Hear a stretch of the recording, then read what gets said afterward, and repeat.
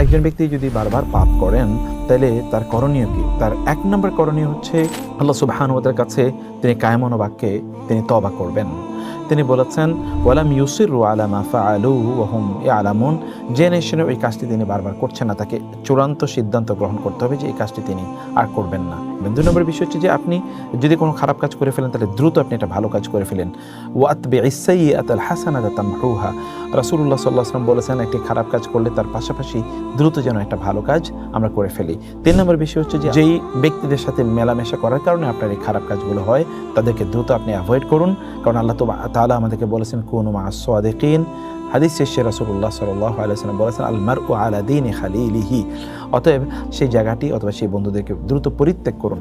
আর 4 নম্বর যেটি হচ্ছে নিয়মিত সালাত আদায় করুন, তাকবীরে তাহরিমার সাথে সালাত আদায় করুন, তাহলে ইনশাআল্লাহ যে ত্রুটি বা বিচ্যুতির কথা আপনি বলছেন সেই ত্রুটি বিচ্যুতি থেকে দ্রুত মুক্তি পেয়ে যাবেন ইনশাআল্লাহ।